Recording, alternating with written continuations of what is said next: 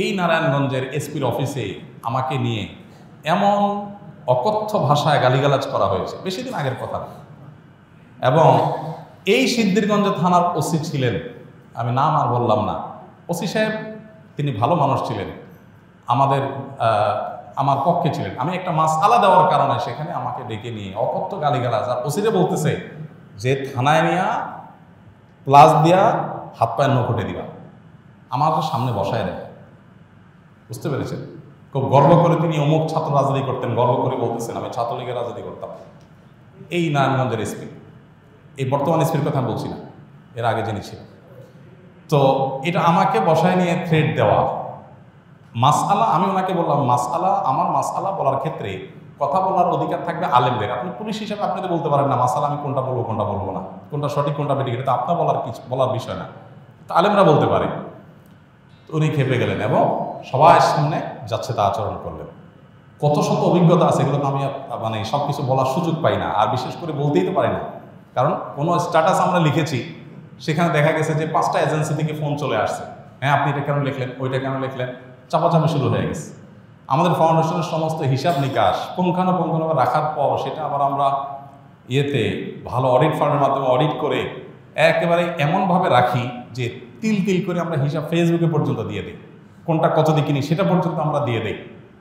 এত কিছুর পরও দেখা গেল যে আমাদেরকে বিভিন্নভাবে নাজেহাল করার চেষ্টা করা হতো কোনো লোক। আলহামদুলিল্লাহ এর মধ্যেও প্রশাসনের উপরস্থ কিছু কিছু মানুষ পরেশান করলেও নিচু পর্যায়ের বা মাঝারি বা কোনো উপরস্থ কর্মকর্তাদের সহযোগিতাও ছিল, তাদের সহায়তা না থাকলে এতদূর আমরা আসতে পারতাম না। কিন্তু একটা বড় অংশ আমাদেরকে দৌড়ের উপর রাখতো। ইস্তেসকার নামাজের ঘোষণা দিছি, আমার বাসার নিচে দেখি যে বিভিন্ন গোয়েন্দা সংস্থার গাড়ি বোঝাই করা, মানসিকভাবে পেরেশানি, বাবা ইস্তেসকার নামাজ পড়বো, একটা নিরীহ একটা ইবাদত, আল্লাহর কাছে দোয়া করবো দেশের ভালোর জন্য। সেখানে দেখা গেল যে আমি বাসার থেকে বের হইতে না হইতে দেখি যে মানে একেবারে চারপাশে ঘিরে ধরছে, সোজা কথা মানসিক চাপ যেটাকে বলে সেটা দিয়ে রাখা। কত কাহিনী এবং কত ঘটনা যে ঘটেছে সেটাতে বলা হয়। জোর করে সরকারি বিভিন্ন অনুষ্ঠানে নেওয়ার জন্য একবার একজন এডিশনাল এসপি, তার নামটা আমার মোবাইলে সেভ করা আছে, আমি নাম আর বললাম না, উনি ফোন দিয়ে বলতেছেন যে আমি অমুক। তো আমি বললাম হ্যাঁ বলেন। তো উনি বলতেছিলেন যে আমাকে সব হুজুররা কিন্তু চিনে, খুব নেগেটিভভাবে বলতেছেন, মানে হুজুরদের সব সাইজ করি আমি, আমার নাম সব হুজুরদের মুখস্থ, আপনার সাথে আমার প্রথম কথা হচ্ছে, এটা হলো শুরুতেই কথা না। এরপর কি হয়েছে বলে যে একটা অনুষ্ঠানে যাইতে হবে আপনাকে, সেখানে অমুক অমুক থাকবে, রাষ্ট্রের সবচেয়ে বড় বড় পর্যায়ের লোক তারা থাকবেন, আপনাকে যেতে হবে। কি হয়েছে সেখানে আপনাকে একটা বক্তব্য দিতে হবে। তো আমি বুঝছি যে আমাকে একটা প্ল্যান ওয়াইজ আমাকে দিয়ে একটা জিনিস করানো হবে। আমি বিভিন্নভাবে অপারগতা প্রকাশ করলাম, বলে যে রাষ্ট্রের প্রয়োজন আপনি অস্বীকার করতেছেন। হ্যাঁ অবশ্যই আমার রাইট আছে, রাষ্ট্র চাইলে আমার সেখানে বাধ্য করতে পারে না, আমি সাধারণ নাগরিক। যাই হোক, পরে শেষ পর্যন্ত আমার সেখানে যাওয়া লাগে না আলহামদুলিল্লাহ। এরকম পরিস্থিতি হয়েছে। সর্বশেষ এই যে আমাদের আসিফ মাহতাব গ্রেপ্তার হলো, তার নিয়ে পোস্ট দিলাম, আমাকে আমার এক ভাই সোর্স তিনি বললেন যে ভাই আপনি বাসায় থাকেন না। তো রাতে, এই কয়দিনের আগের কথা, রাতে যে আরেক বাসায় যায় শুইতাম, এই কয়দিন আগের কথা, আগের বাসায় গিয়ে পালায় থাকতাম। একদিন আসরের পরে বাসার সামনে মোটরসাইকেলে 2টা লোক আসছে। আমার বাসা এমন এক জায়গায় আশেপাশে কোনো মানুষজন নাই, এখানে কেউ রিক্সাও চলে না, কোনো সাধারণ গাড়ি নিয়ে নিজস্ব গাড়ি ছাড়া যাওয়ার সুযোগ নেই, এরকম একটা জায়গায় থাকি আমি। সব মরুভূমি, আশেপাশে ঘাস, মানুষজন নেই। সেখানে কোনো মানুষ আসা তো স্বাভাবিক নয়। 2জন মানুষ আসরের আগ থেকে এসে অপেক্ষা করলো। তারা মনে করেন এত লম্বা সময় আসে, নিশ্চয়ই ওয়াশরুমে গেছে লম্বা সময় ধরে। মাগরিবের নামাজ পড়লাম, ওযু ছাড়াই নামাজ পড়লো আমাদের সাথে। ওখানে যে জামাত হয় এটা জানার কথা না, আমার বাসার নিচে গ্যারেজে ছোট্ট করে একটা রোড, আমরা জামাতে নামাজ পড়ি। যাই হোক, এরপরে যাওয়ার সময় আমাদের একজনকে জিজ্ঞেস করলো অমুককে তমুককে, নাম জিজ্ঞেস করলো, তখন আমরা বলতাম যে এটা সংস্থার লোক। তো এইভাবে দলের উপরে এদেশের সবাই কম বেশি ছিল, নানাভাবে ছিল। আমার নামে ফাইল তৈরি করা হয়েছে, এমন ফাইল হয়েছে যে আমাদেরকে অনেকে বলতো যে আপনার ফাইল এমন মোটা হয়েছে যে কোনো মুহূর্তে আপনাকে ধরবে। এই মানে আন্দোলন যদি না হইতো, সফল যদি না হইতো, তো হয়তো এরপরে আমাদেরকে আয়নাঘরে যাওয়া লাগতো। বুঝে আসছে কথা? তো এরকম একটা পরিস্থিতি এই দেশে তৈরি হয়েছে যে আসলে আমরা কেউ যে খুব ভালো ছিলাম বা ভালো থাকতে পারি সে সুযোগ কারণই নাই। এরপরও আমরা আসলে সংগ্রাম করে, চেষ্টা করে যতটুকু সম্ভব চেষ্টা করেছি অস্তিত্বটা টিকে রাখার জন্য। তার জন্য যে কত মূল্য দিতে হয়েছে, কত থ্রেট, এগুলো হজম করতে হয়েছে, সকাল বিকাল পালায় বেড়াইতে হয়েছে। হ্যাঁ, বিভিন্নভাবে টোপ দেওয়া হতো যে সরকারি এই সুবিধা নেন, ওই সুবিধা নেন। আলহামদুলিল্লাহ কখনো সেই সুবিধাগুলো আমরা গ্রহণ করি নাই। এবং এ ব্যাপারে আল্লাহ তালা আমাদেরকে গাইড করেছেন, এবং দোয়া করি আল্লাহ তালা আমাদের প্রিয় দেশটাকে এমন নিরাপদ করে দেয় কেউ কাউকে ভয় করে চলতে হবে না। আল্লাহ যেন সেরকম নিরাপদ করে দেন, এবং আমরা সবসময় আল্লাহর কাছে দোয়া করি আল্লাহ তালা যেন এরকম। আমি এর পাশাপাশি প্রশাসনের ভাইদের, কিছু ভাইদের কথা বলবো যে আলহামদুলিল্লাহ খারাপের মধ্যেও কিছু ভালো মানুষ বিভিন্ন পর্যায়ে আছেন যারা টুকটাক সহযোগিতা করেছেন, তবে বেশিরভাগ ক্ষেত্রেই আমরা এ ধরনের নাজেহালের শিকার হয়েছি। আল্লাহ আমাদেরকে নিরাপদ একটি দেশ, নিরাপদ একটা ভূমি পাওয়ার তৌফিক দান করুন। আমাদের সমস্ত কষ্টগুলোকে আল্লাহ তাআলা দূর করে দিন। সকল মাজলুমের জুলুমের অবসান হয়ে যাক, সকল বৈষম্য দূর হয়ে যাক। মানুষ পেটে ভাতে যাই খায় থাকে অন্তত নিরাপদে যেন থাকতে পারে, কোনো থ্রেট, কোনো হুমকির মধ্যে যেন থাকতে না হয়। কোনো একটা কথা লিখলে, কোনো একটা কথা বললে যদি 5টা টেলিফোন আসে আর চাপ আসতে থাকে, তাহলে মানুষ স্বাধীনভাবে কোনো কথা বলতে পারে না। যে সে ব্যক্তি চিরকাল জাহান্নামে থাকবে যদি সে মনে করে এই খুন করার রাইট তার আছে, এই অধিকার মনে করে যদি সে হত্যা করে, এটাকে যদি বৈধ সে মনে করে, তাহলে সে বেঈমান, সাথে সাথে কাফের হয়ে যায়। সে নামাজ পড়তে পারে, দায়ী থাকতে পারে, হজ করতে পারে, ওমরা করতে পারে, সে আল্লাহর খাতে মুসলমান না যদি কোনো মানুষকে হত্যা করে। মানুষ সম্মানিত, এমনকি যদি মানুষ অমুসলিম হয়, কাফিরও হয়, আল্লাহর প্রতি অবিশ্বাসী হয়, অ্যাজ এ মানুষ তিনি একটা রেসপেক্ট পাওয়ার হক রাখেন। আপনি চাইলেই একজন অন্য ধর্মাবলম্বী মানুষ হলে, আল্লাহর প্রতি বিদ্রোহী বা আল্লাহর প্রতি অবিশ্বাসী মানুষ হলেই আপনি তার জীবনের হানি, আপনি তার সম্পদের হানি করতে পারেন না। একটি প্রসিদ্ধ হাদিস আমরা অনেকে বারবার হয়তো শুনে থাকবো। প্রিয় নবী সাল্লাল্লাহু আলাইহি সাল্লামের সামনে দিয়ে একজন ইয়াহুদির লাশ নিয়ে যাওয়া হচ্ছিল। নবী করিম সাল্লাল্লাহু আলাইহি সাল্লাম সে লাশটির প্রতি সম্মান প্রদর্শন করলেন। তাকে বলা হলো, হে আল্লাহ রাসূল, এটা তো ইয়াহুদির লাশ, অমুসলিম, মুসলমানদের দুশমন, তার লাশ, আপনি লাশের প্রতি রেসপেক্ট প্রকাশ করলেন। তখন নবী করিম সাল্লাল্লাহু আলাইহি সাল্লাম বলেছেন, আলাইসাত নাফসা, এই লাশটি কোনো মানুষ নয় কি? এটা তো একটা মানুষ, অতএব এজ এ মানুষ সে একটা রেসপেক্ট, আমার মর্যাদা আমার পেতে পারে। নবী করিম সাল্লাল্লাহু আলাইহি সাল্লাম পৃথিবীতে রাষ্ট্র ক্ষমতা পাওয়ার পর বা মদিনাবাসীর দায়িত্ব পাওয়ার পর যতদিন তিনি বেঁচে ছিলেন, তারপরে তার 4 খলিফা মিলে যে 30 বছর শাসন করেছেন মুসলিম বিশ্বকে, এই পুরো সময়টার মধ্যে আপনি একটি বারও দেখতে পাবেন না যে মুসলিম তো বটেই, অন্য ধর্মাবলম্বী কোনো মানুষকে অসম্মান, অপমান, অপদস্থ হতে হয়েছে শুধু এই জন্য যে সে অন্য ধর্মাবলম্বী বা ভিন্ন মতের হলে তাকে নানা যুক্তি দিয়ে, নানা ট্যাগ দিয়ে তার রক্তকে হালাল করা, তার ইজ্জত নষ্ট করাকে হালাল করা, এরকম কোন দৃষ্টান্ত ইসলামের সোনালী যুগের স্বর্ণ মারকদের মধ্যে কেউ কল্পনাও করত না। এতটা সম্মান আল্লাহ তাআলা মানুষকে দিয়েছেন, এতটা মর্যাদা আল্লাহ তাআলা মানুষকে দিয়েছে। নবী করিম সাল্লাল্লাহু আলাইহি সাল্লামের একটি ঐতিহাসিক হাদিস রয়েছে, আপনারা অনেকেই শুনে থাকবেন। তিনি বলেছেন, কাবাকে লক্ষ্য করে বলেছেন, ওয়াল্লাযী নাফসু মুহাম্মাদিন বিয়াদিহি, হে কাবা শুনে রাখো, মুহাম্মাদের প্রাণ যে মালিকের হাতে, তার শপথ করে বলছি, লা হুরমাতুল মুমিনি আযামু ইনদাল্লাহ হুরমাতাম মিনক, তুমি কাবার যে মর্যাদা আল্লাহর কাছে, একজন ঈমানদারের জীবন, তার সম্মান, তার মর্যাদা, তার সম্পদ, এই সব কিছুর মর্যাদা এবং সম্মান আল্লাহর কাছে হে কাবা তোমার চাইতেও বেশি।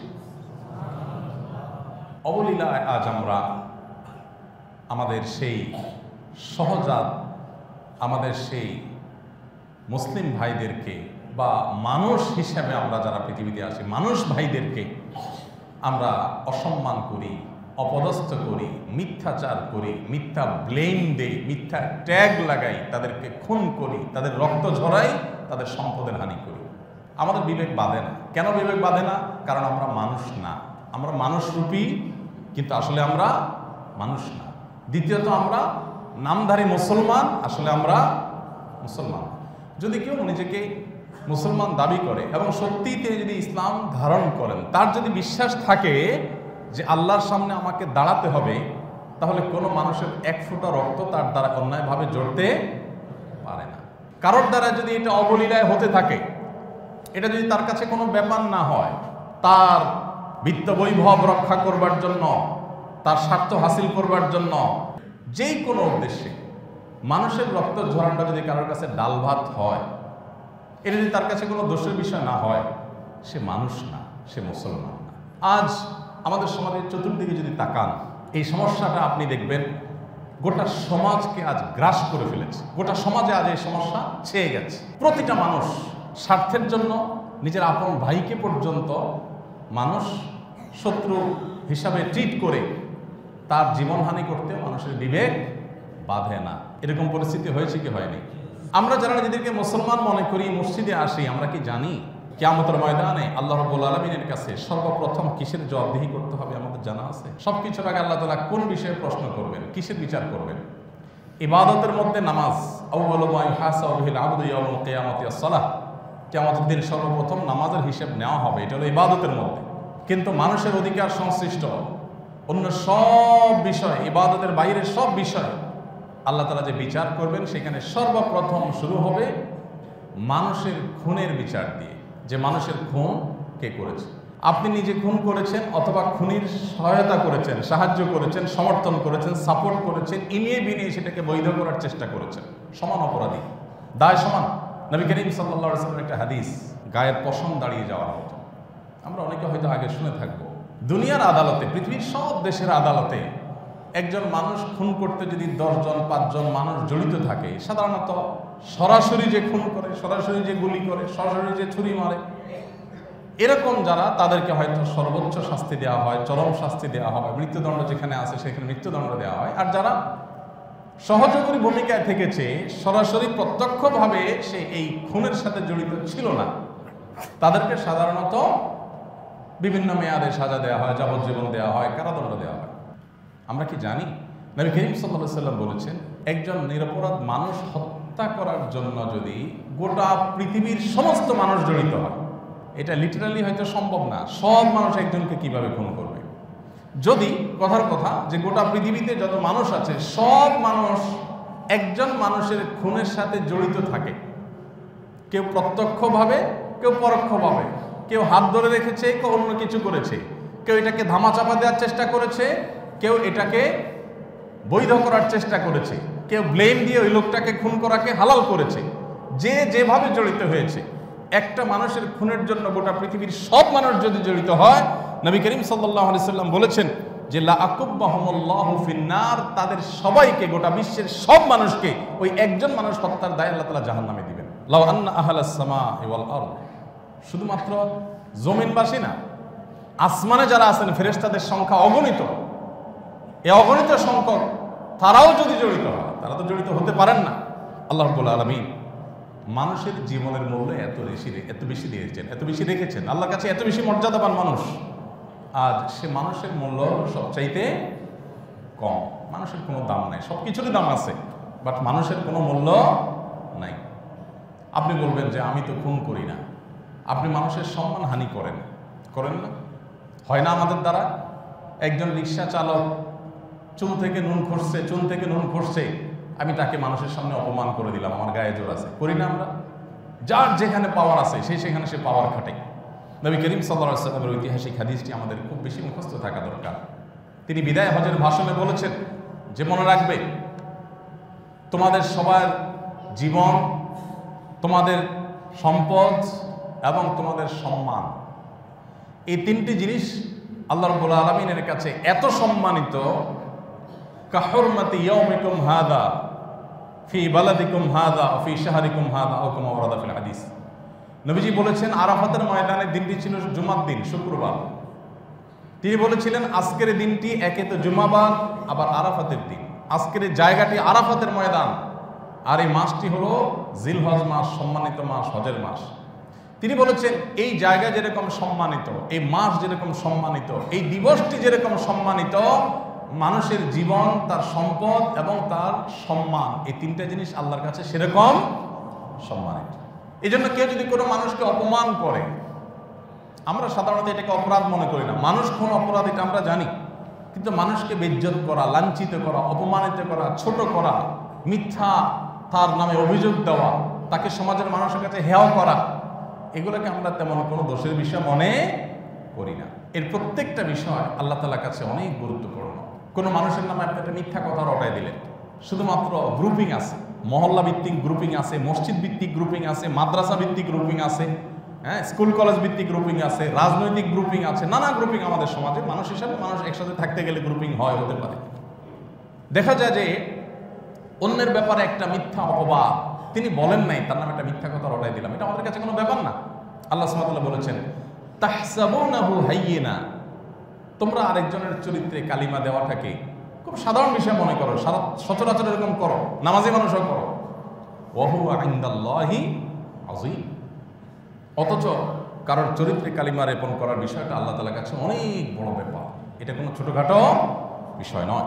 আল্লাহ রাব্বুল আলামিন গোটা কোরআন জুড়ে মানুষের মর্যাদা সম্পর্কে অনেক আলোচনা করেছে, অনেক জায়গায় আলোচিত হয়েছে। নবী করিম সাল্লাল্লাহু আলাইহি ওয়াসাল্লাম যে সমস্ত হাদিস রয়েছে সেগুলো আমাদের সামনে একেবারে দিনের আলোর মতো পরিষ্কার, যে একজন মানুষের জীবন, তার সম্পদ এবং তার মর্যাদা এগুলো আল্লাহর কাছে কত বেশি সম্মানিত। মানুষের হক যখন আমরা নষ্ট করি আমাদের বিবেক বাধে না। আমরা বেশিরভাগ মানুষই দেখবেন নিজেকে মুসলিম শুধু দাবি করেন তা না, মুসলিম হিসাবে প্র্যাকটিস ইসলামকে করার চেষ্টা করেন। দেখবেন যে নামাজ পড়ার চেষ্টা করেন, দাড়ি রাখার চেষ্টা করেন, আপনার জুব্বা পরার চেষ্টা করেন, কিন্তু তিনি মানুষের হক মারতেছেন, ঘুষ খাচ্ছেন, অন্যায়ভাবে মানুষের সম্পদ আত্মসাৎ করছেন, মানুষকে ঠেকিয়ে নিজের স্বার্থ হাসিল করছেন। এগুলো দেখবেন আজকাল ডাল ভাত হয়ে গেছে। এবং বিশেষ করে আমাদের সমাজে এই মিশ্র প্রকৃতির মুসলমান, যারা নিজেকে মুসলমান দাবি করছে, আবার আচার আচরণ মুসলমান তো দূরের কথা, মানুষ তো দূরের কথা, প্রাণীকে হারানোর মতো, পশু পাখিকে হারানোর মতো আচরণটা, সেটা অন্যের সম্পদ আত্মসাৎ করে হোক, আরেকজনের সম্মানহানি করে হোক, এটা আমরা অহরহ করছি। কারণ আমরা এটার গুরুত্ব বুঝি না। আমরা দায়ের মূল্য বুঝি, আমরা টুপির মূল্য বুঝি, আমরা জুব্বার মূল্য বুঝি, আমরা নামাজের মূল্য বুঝি, কিন্তু আমরা মানুষের মূল্য বুঝি না।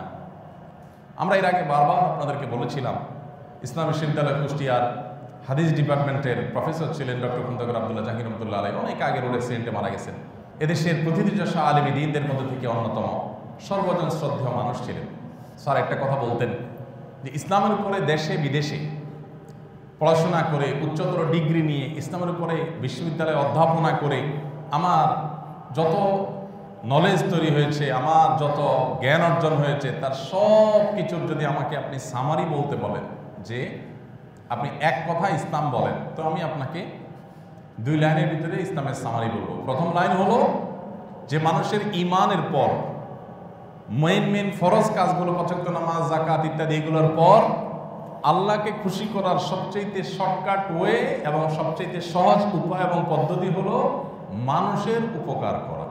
আর আল্লাহকে অসন্তুষ্ট করে জাহান্নামে যাওয়ারও সবচেয়ে সংক্ষিপ্ত ওয়ে হলো বড় বড় মেন যে কুফরি, নেফাক, এই অপরাধগুলোর পর মানুষকে ক্ষতি করা, মানুষের কষ্ট দেওয়া, মানুষের অধিকার নষ্ট করা, এটা জাহান্নামে যাওয়ার সবচেয়ে সংক্ষিপ্ত রাস্তা। বহু লম্বা দাড়ি নিয়ে, বহু নামাজ নিয়ে, বহু তাসবিহ নিয়ে, বহু তেলাওয়াত নিয়ে, বহু আমল নিয়ে মানুষ জাহান্নামে যাবে। সমাজে হাজী সাহেব, গাজী সাহেব হিসাবে মানুষ জানবে, কিন্তু তিনি জাহান্নামী। কেন? কারণ তিনি মানুষের পিছনে লাগছেন, ষড়যন্ত্রে লিপ্ত হয়েছেন, অন্যায় করেছেন, অপবাদ দিয়েছেন, মিথ্যাচার করেছেন, মানুষের সম্মান নষ্ট করেছেন, হক নষ্ট করেছেন, অধিকার মেরেছেন, যেখানে যেখানে পেয়েছেন সেখানে তা করেছেন। ভাইরা আমার, আজ চতুর্দিকে মানুষের জীবনের কোনো মূল্য আমরা দেখতে পাচ্ছি না। আমাদের প্রিয় জনপদে আমরা দেখছি যে আজকে নতুন নয়, বহুদিন থেকে কালচার আমাদের সমাজে বেড়ে উঠেছে যে মানুষের কোনো মূল্য নাই। এখন আর 1-2জন মারা গেলে সাধারণত আমাদের পত্রপত্রিকা বা আমাদের মিডিয়াগুলো সেটাকে ভালো করে নিউজ করতেও দেখা যায় না। দেখা যায় ছোট্ট করে সাইড দিয়ে আপনার ছোট কলামে নিউজ আসে। আর যদি 10জন, 20জন, 30জন, 50জন মারা যায়, তাহলে সেক্ষেত্রে সেটা লিড শিরোনামে আসে। কারণ ওই যে বাংলা একটা কথা আছে, মাছের মায়ের পুত্র শোক নাই। কারণ মাছের এত ডিম হয়, এত বাচ্চা হয়, কোথায় কোনটা মরলো, কোথায় কোনটা শেষ হলো, এগুলো দেখার টাইম মাছের নাই। এখন বাঙালি মায়েরও এত সন্তান, এত মানুষ দেশে, কোথায় কতগুলো মরে থাকলো, এগুলো দেখার মতো ফুরসত আমাদের দায়িত্বশীলদের। নবী করিম সাল্লাল্লাহু আলাইহি সাল্লাম বলেছেন, লাকাতুল মুমিনিন আযম ইনদাল্লাহি মিন যাওয়ালিদ দুনিয়া। একজন ইমানদার, একজন মুসলিম, তাকে হত্যা করা, তাকে খুন করা, এটা গোটা পৃথিবী শেষ হয়ে যাওয়া, গোটা পৃথিবীর পতন হয়ে যাওয়ার চাইতে আল্লাহর কাছে ভয়াবহ ব্যাপার। গোটা পৃথিবী যদি পতন হয়ে যায়, যাক, তবু যেন একজন মানুষের জীবনহানি না হয়, একজন মানুষের জীবন মূল্য এত। কিন্তু আজকাল আমাদের সমাজে আপনি দেখবেন যে খুন নুনের চাইতে সস্তা হয়ে গেছে, খুন নুনের চাইতেও সস্তা হয়ে গেছে। সর্বত্র সামান্য একটু মনোমালিন্য, রেশারেশি আছে, ভাঁটে খুনে দিয়ে খুন করে ফেলা হচ্ছে কি হচ্ছে না?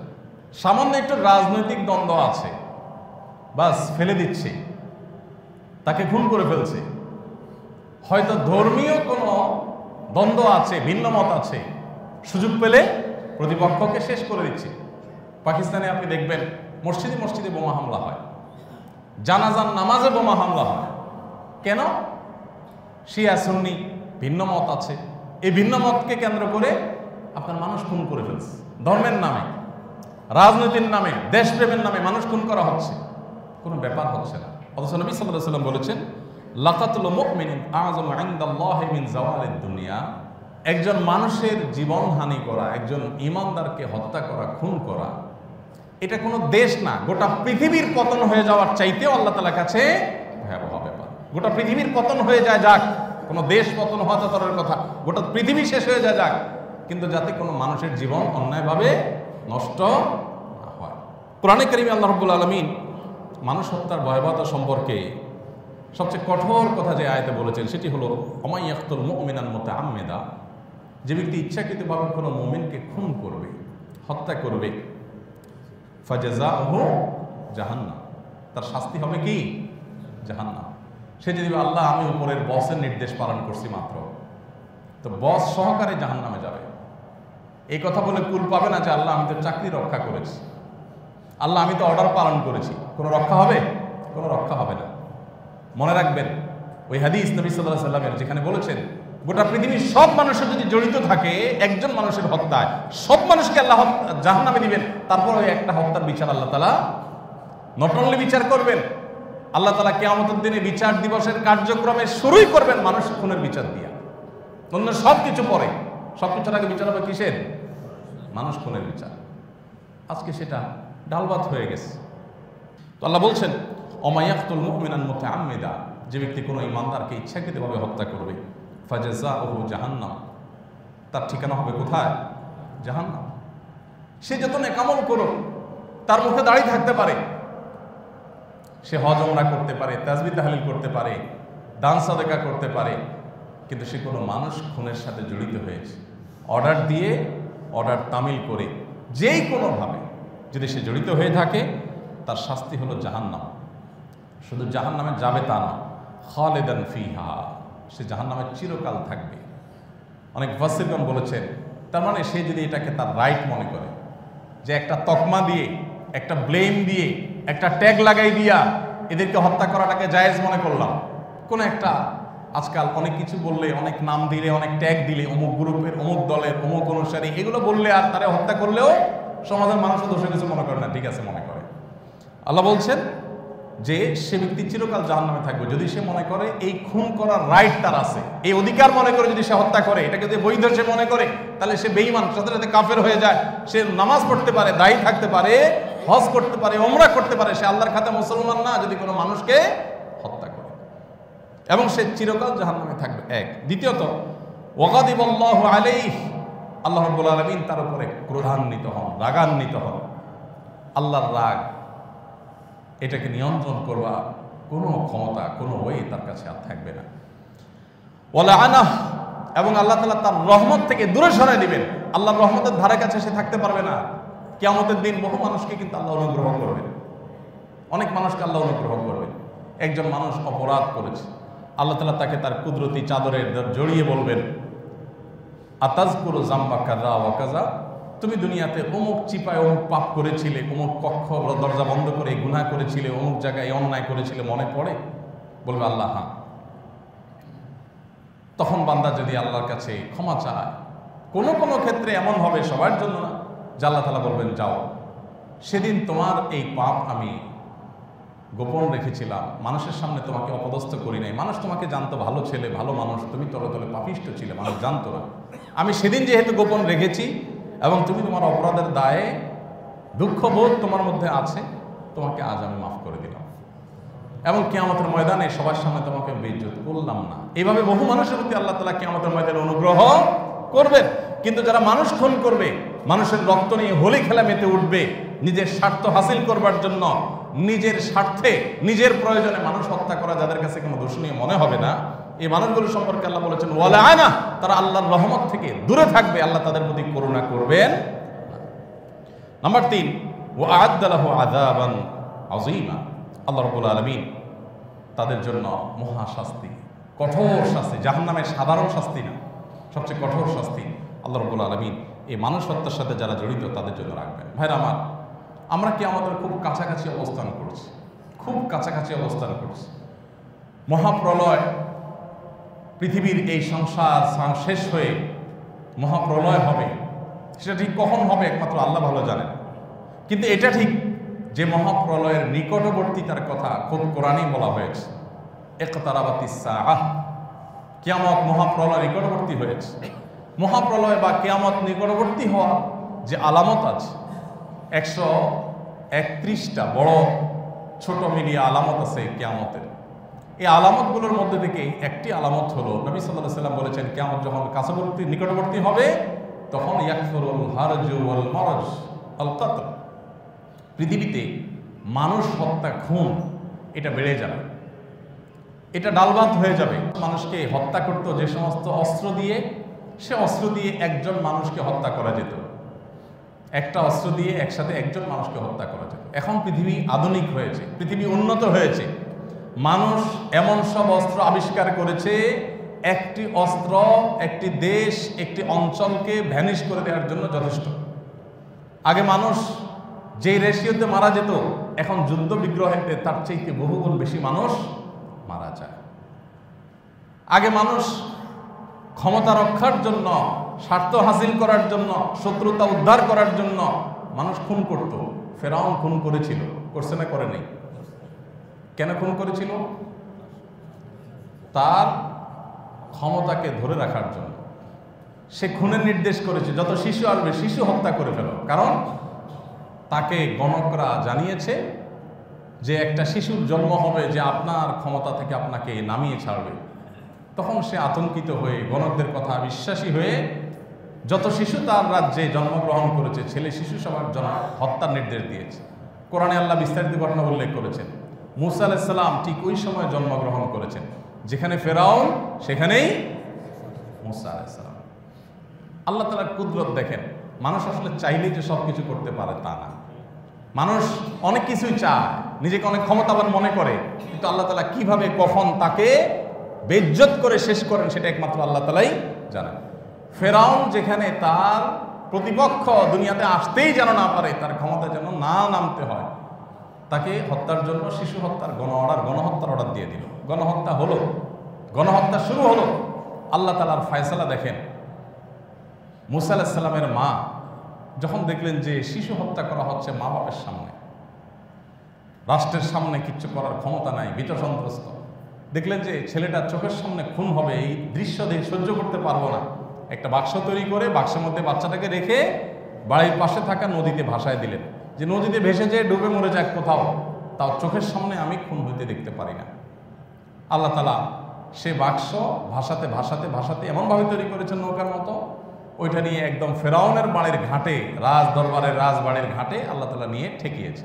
ফেরাউনের স্ত্রী আসিয়া আলাইহিস সালাতু ওয়াস সালাম, তিনি দেখে তাদের কোনো সন্তান ছিল না, ফেরাউনের ঘরে কোনো ছেলে ছিল না, তো এই জন্য তিনি ফুটফুটে সুন্দর ছেলে দেখে ঘরে নিয়ে গেলেন, নিয়ে তার স্বামীকে বললেন, দেখো এটাকে আমরা পালি। ফেরাউনও চিন্তা করলো যে বাহিরে কার ঘরে সন্তান হবে, সে বড় হয়ে আমার বিরুদ্ধে বিদ্রোহ করবে, আমাকে নামাবে, এটা তো একটা রিস্কের ব্যাপার। কিন্তু ভালো কথা যে কোনো মা ভয়ে সন্তানকে আমার ভয়ে নদীতে ভাসায় দিছে, এখন সেটাকে আমার সন্তান হিসেবে লালন পালন করলে, আমার রাজদরবারে ছোটবেলা থেকে বড় করলে, এটা তো আর রিস্ক নাই, এটা তো আমার ঘরের সন্তান হয়ে যাবে।